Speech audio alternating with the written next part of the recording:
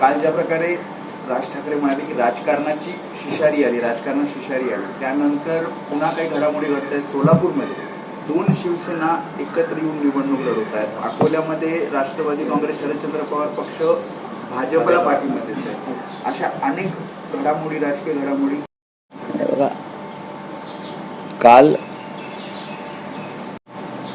हिंदुहृदय सम्राट शिवसेना प्रमुख बाळासाहेब ठाकरे यांचं जन्मशताब्दी वर्ष सुरू झालं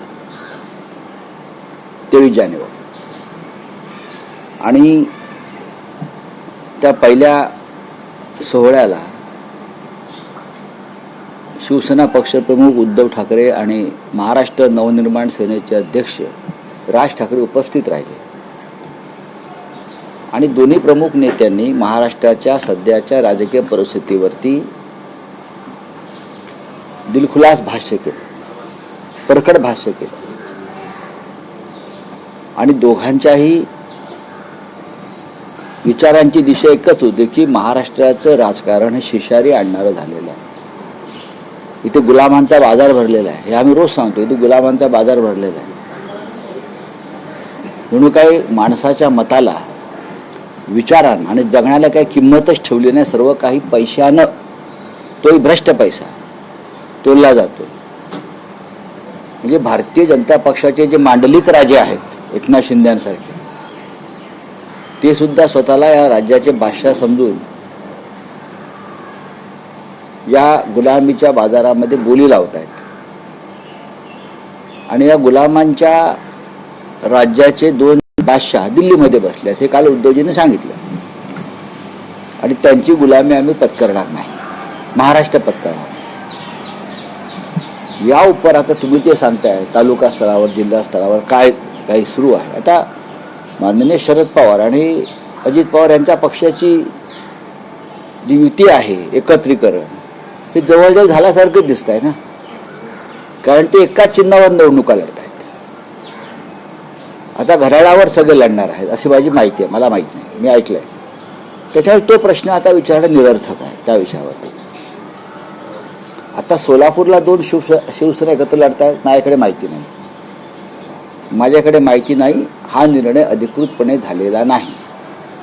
एक तुम्हाला मी सांगतो, अशा प्रकारचा कोणताही निर्णय शिवसेना पक्षप्रमुख उद्धव ठाकरे यांनी घेतल्याची माझ्याकडे माहिती नाही आणि ते घेतील अशा प्रकारचा निर्णय असं मला वाटत नाही. आमदार दिलीप सोपल तुमचे सोलापूरचे आमदार आहेत, दिलीप सोपल, त्यांनी अधिकृत पोस्ट मला माहित नाही, माझ्याकडे माहिती नाही, माझ्याकडे माहिती नाही. आमच्या भावना तीव्र आहेत शिंदे गटाविषयी, त्याच्या माझ्याकडे त्या संदर्भात माहिती नाही. माझ्याकडे काय घडलंय त्याच्याविषयी माहिती नाही. जोपर्यंत पूर्ण माहिती आम्ही घेत नाही आणि उद्धव साहेबांशी चर्चा होत नाही तोपर्यंत या विषयावर बोलणार. आज माहिती घेणार नक्की घेणार. रावसाहेब, काल राज ठाकरेंनी एक भावनिक विधान केलं. त्यांचं असं म्हणणं होतं की शिवसेना पक्ष सोडणं हे मला घर सोडण्यासारखं होतं आणि गेल्या 20 वर्षात जे काही घडलेलं आहे, मलाही माझ्या चुका समजलेल्या आहेत, उद्धव ठाकरेंनाही समजलेल्या आहेत आणि आता हे सगळं सोडून द्यायला. तर जसं पवार कुटुंब हे कुटुंब म्हणून एकत्र आहे आणि पक्ष म्हणूनही एकत्र येते, तसं ठाकरे बंधूंच्या बाबतीत काही घडू शकतं. पक्ष म्हणून आम्ही एकत्र आलो ना, तुमचा प्रश्न चुकीचा आहे.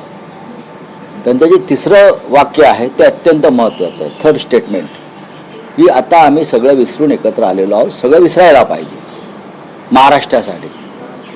त्यातलं हेच वाक्य महत्त्वाचं आहे आणि याच भावना महत्त्वाच्या आहेत दोघांच्या वतीनं. आता कशाला प्रश्न विचारताय? नका विचारू.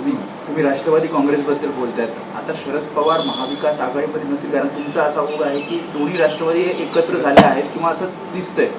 तर शरद पवार हे आता तुमच्या सोबत नसतील.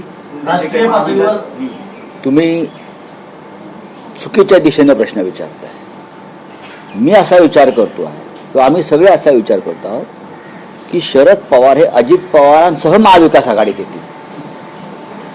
असं काय विचार कर की शरद पवार आणि अजित पवार हे एकत्रित महाविकास आघाडीमध्ये अजित पवारांसह महाविकास आघाडीत असेल ना. कारण शरद पवार हे आमच्या बरोबर आहेत, त्यांचा पक्ष महाविकास आघाडीत आहे. अजित पवार हे महायुतीमध्ये आहेत. तरीही त्यांनी महाविकास आघाडी बरोबर पाठ लावलेला आहे. अशा वेळेला त्यांच्या तिथे कारवाई होईल, तिथे कारवाई होईल. आणि आमच्या माहितीनुसार आणि खात्री मला अशी आहे की भविष्यामध्ये शरद पवार, अजित पवार एकत्रित महाविकास आघाडी तुम्हाला दिसतील. राऊत साहेब त्यांना पडावं लागेल. एका दगडावर दोन पाय कसे ठेवणार, दोन दगडावरती पाय कसे ठेवणार? नाही, पण राऊत त्यांना साहेब काहीतरी एक सोडावं लागेल ना, किंवा काहीतरी एक स्वीकारावं लागेल. राऊत साहेब भाजपचे नेते अनेकदा